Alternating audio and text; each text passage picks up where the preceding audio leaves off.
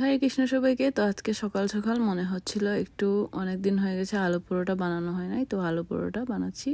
তো এখানে আমি লবণ দিয়ে দিছি, আলুগুলো সিদ্ধ করে নিয়েছিলাম। এখানে পারমেসন চিজ দিয়ে দিলাম একটু টেস্টটা ভালো আসার জন্য।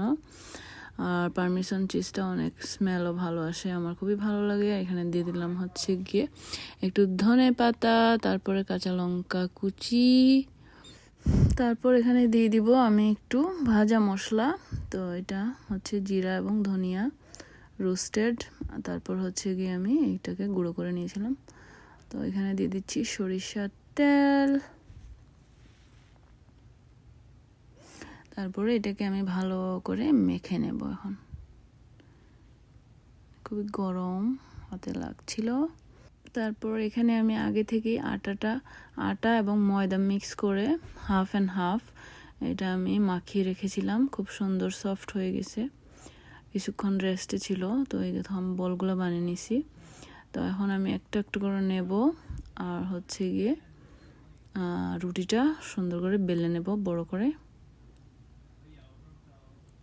তারপরে পাতলা করে বেলে নিলাম রুটিটা। এখন আমি আলুর মাখাটা দিয়ে দিব এখানে।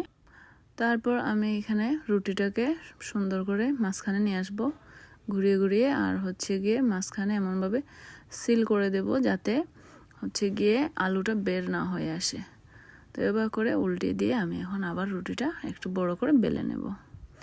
আবার খেয়াল রাখতে হবে যাতে আস্তে আস্তে বেলি, আর যাতে মানে পটেটোটা বা আলু মাখাটা যাতে বের হয়ে না যায়।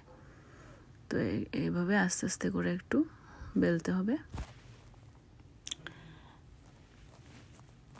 আর হয়ে গেল আমাদের ইয়ামি ইয়ামি আলু পরোটা রেডি।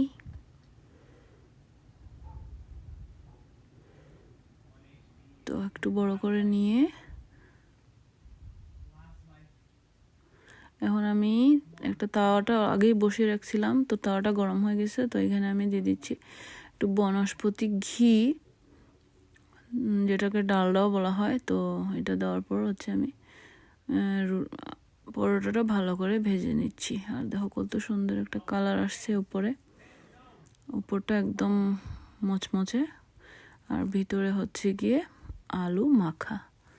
তো খেতে দারুণ। আমি আলু পরোটা সবচেয়ে বেশি লাইক করি হচ্ছে একটা জিঞ্জার পেকল আছে, ওইটা দিয়ে খেতে লাইক করি।